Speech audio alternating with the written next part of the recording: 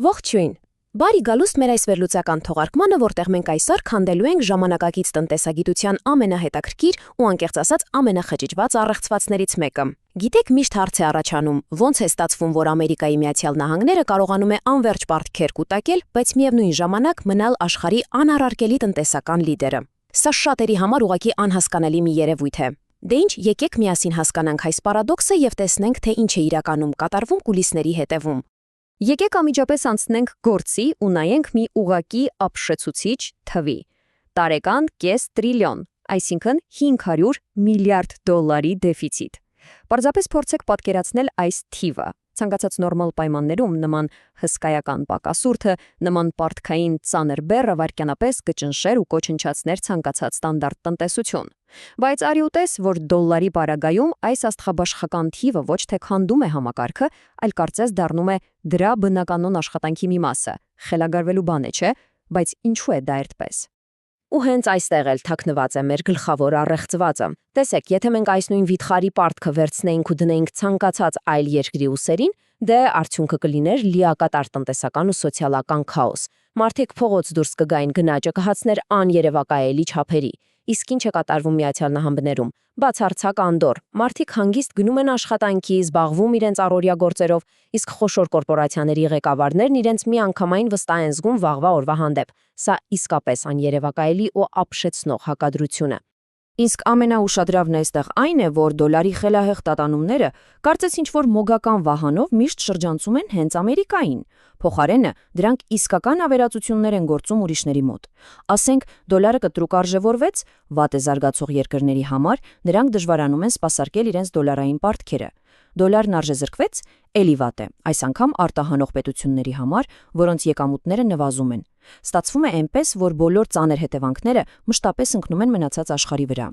Կարծես հսկայական փոթորիկ լինի, բայց փոթորկի հենց կենտրոնում միշտ խաղաղ է։ Լավ, եկեք անցնենք առաջին բաժնին ու հասկանանք այն գաղտնի մեխանիզմը, թե ինչպես է ԱՄՆ-ն իր տնտեսությունը անխոցելի դարձնում այս անվերջանալի պարտքերի հանդեպ։ Ինչն է թաքնված այսպես կոչված չափազանցված արտոնության տակ։ Տնտեսագետները սա հենց այդպես էլ անվանում են՝ չափազանցված արտոնություն կամ գերարտոնություն։ Պատկերացրեք, սա մի այնպիսի ֆանտաստիկ մեխանիզմ է, մի եզակի կարողություն, որով Ամերիկան պարզապես վերջնում ու իր պարտքերի ողջ ծանրությունը փոխանցում է այլ ազգերին։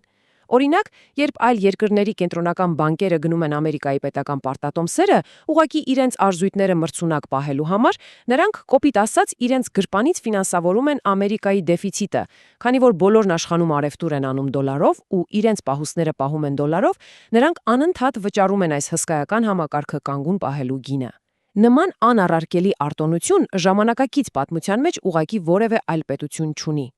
Բայց մի րոպե, ոնց մենք հասանք այս կետին։ Երկրորդ բաժնում եկեք մի փոքր հետ գնանք պատմության մեջ ու հետևենք, թե ինչպես է տեղի ունեցել հետպատերազմյան ուժերի այս գլոբալ տեղաշարժը, չէ՞ որ այս գերտերությանը վայել ֆինանսական կարողությունը մի օրում չի ստեղծվել։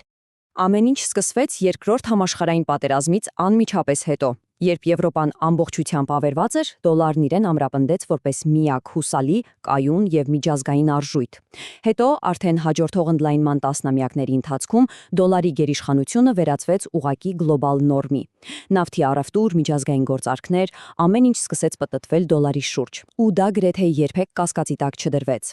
Եվ ահա այսպես մենք հասնում ենք մեր օրեր։ Մենք ունենք մի իրականություն, որտեղ ամերիկյան հսկայական դեֆիցիտը պարբերաբար կլանվում է ողջ աշխարհի կողմից, իսկ երկրի ներսում կատարյալ հանգստություն է։ Համաձայնեք, սա պատահականություն չէ, սա մանրակրկիտ մտածված զարգացման շղթա է։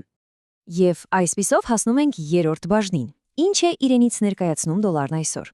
Տասնամյակների այս պատմական տեղաշարժի արդյունքում դոլարը կամ կանաչ թղթադրամը վաղուց դադարել է պարզապես փող կամ վճարամիջոց լինելուց։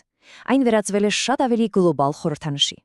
Այսօր գլոբալ մակարդակում դոլարը դարձել է 3 հիմնական բանի բացարձակ խորհրդանիշ՝ անգերազանցելի տնտեսական հզորության, իմպերիալիզմի և ֆինանսական գերակայության։ Եկեք անկեղծ լինենք։ Մենք այստեղ կողմ չենք բռնում և չենք փորձում գնահատական տալ, սա լավ է թե վատ է։ Մենք պարզապես վերլուծում ենք աղբորներն ու փաստերը։ Իսկ փաստն այն է, որ դոլարի միջոցով վերահսկվում է ամբողջ համաշխարհային տնտեսության զարկերակը։ Սա մի հզոր գործիք է, որը ցույց է տալիս, թե ում ձեռքում է իրական ֆինանսական իշխանությունը։ Եվ դա հենց այն գլխավոր հիմնասյունն է, որի վրա կանգնած է մեր քննարկած այդ չափազանցված արտոնությունը։ Բայց եկեք ամփոփենք այս ամենը։ Նայելով դեպի գլոբալ ֆինանսների անկանխատեսելի ապագան, ես ուզում եմ ձեզ թողնել մի շատ կարևոր ու սադրիչ հարցով։ Արդյոք այս չափազանցված արտոնությունը եւ դոլարի գերիշխանությունը հավերժ կմնան անփոփոխ, թե մենք հենց հիմա մեր իսկ աչքերով ականատես ենք լինում մի ամբողջ ֆինանսական դարաշրջանի ավարտին, տեսնելով թե ինչպես են ի հայտ գալիս նոր տնտեսական դաշինքներ ու ինչքան արագ են փոխվում գլոբալ շուկաները, սա այն հարցն է, որը հաստատ արժե քննարկել ու անընդհատ հարցականի տակ դնել, եթե ուզում ենք հասկանալ վաղվա տնտեսությունը։ Հուսով եմ այս թողարկումն օգնեց ձեզ մի փոքր ավելի պարզ տեսնել այս բարդ թեման։ Շնորհակալություն մեզ միանալու համար։ Մինչ նոր հանդիպում։